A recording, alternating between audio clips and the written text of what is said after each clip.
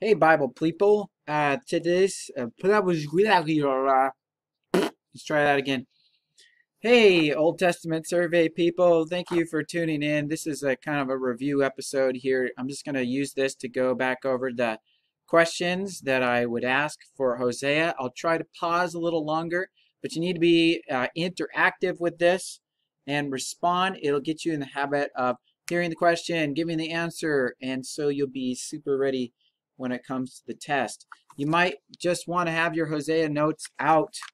That might be a good idea. I also have the verses here that if you need to come pick them up, let me know. If you need me to send them out to you, I can do that as well.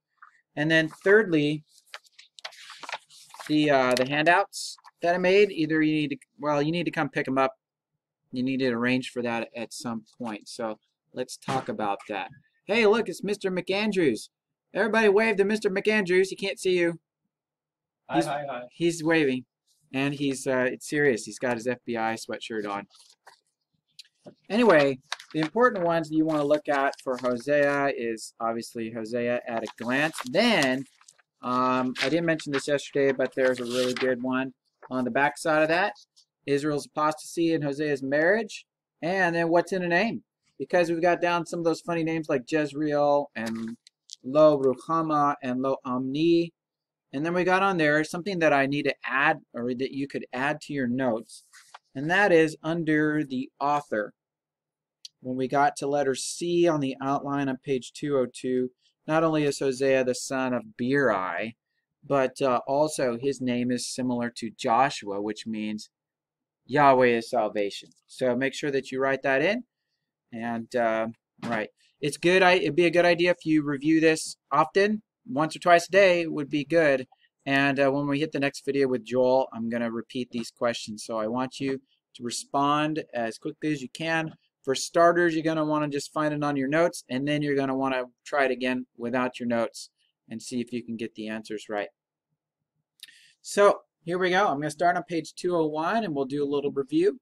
This will not be very long. You can hit pause as well if you want to before I say the answer or before I go on to the next question. So let's start off. We've got minor prophets. How many minor prophets are there in the Bible? And why are they minor? Are they less important? What's the reason for them being called minor prophets? And is there any discernible pattern in their arrangement in our Old Testament Bibles? Okay, so moving on. How do you spell Hosea? And what does Hosea's name mean? And who is his daddy? Who's his daddy? Righty then. Hosea was a prophet to the northern kingdom or the southern kingdom? And is the northern kingdom Israel or Judah? It's Israel. What was the capital of Israel at that time? Samaria. And when did Samaria fall? In the year 722. And who did they fall to? Who conquered Samaria?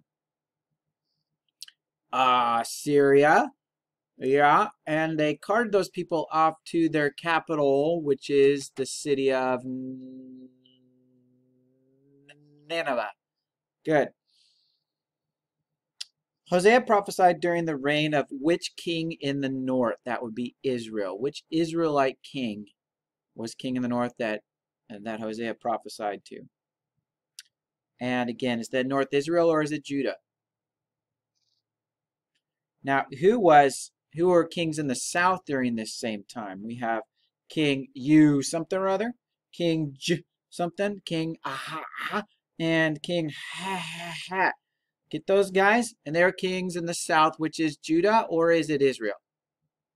And what is the capital down there in the south? And when did that capital fall? And who did they fall to? That's right. What is our key verse or reference for a key verse for the book of Hosea? Hosea 14:1, which says, "Return, O Lord, O Israel, to the Lord your God, for you have stumbled because of your iniquity." And yesterday we discussed that word return. It was, what was it? Rub. And it meant not only just a return to God, but a turn away from sin and return to God's favor and to the covenant promises. Return, O Israel, to the Lord your God, for you have stumbled because of your iniquity. Who else was preaching at the same time as Hosea was? It's got two contemporaries, one that we've already done and one that's coming up. Alrighty? And what is used as a picture or a message to Israel about their unfaithfulness? What part of Hosea's life? His marriage. Okay, so who did he marry? God told him, you go out and you marry a harlot. That's a word for a lady that isn't being a good lady. What's her name? How many teeth does she have? Right. So God tells him to go marry her, and then they have kids. How many kids did they have? They got funny names, right? Jezreel, Lo Amni, and Lo Rohumahahohaha. And they have funny meanings too. You should go and remind yourselves of that. But then what does she do? And then what does God tell him to do again? That is an expensive woman, isn't it? Isn't she? So she left him. He went and got her back, paid the bride price again, and then he told her, you need to stay with me. And you need to stay with me for the long haul. Now, basic outline has two parts. Part 1, chapters 1 through, okay, and that would be the adulteress and faithful. That would be Hosea's story with his wife. And then part 2, the adulteress, the tribe in the north, and faithful. All right, and that's chapters through.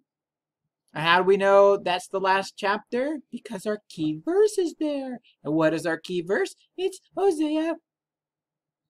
That's right. Okay, the author, Hosea, son of Beeri. His name means Yahweh is salvation. And the date of writing is about 720 because that city in the north, Israel's capital of is defeated by the in the year 722. So it's before that, about 7 years before that. And the theme is the harlotry of Israel. The harlotry of Israel. So Hosea's marriage is a picture of the Israel-God relationship. Go marry harlot. My people are like a harlot. They're followed after other gods. They had kids. She returned to her former lovers. She's in trouble. He goes and he gets her back. He pays the bride price for her, even though he's the one that was faithful and she was unfaithful. So this book illustrates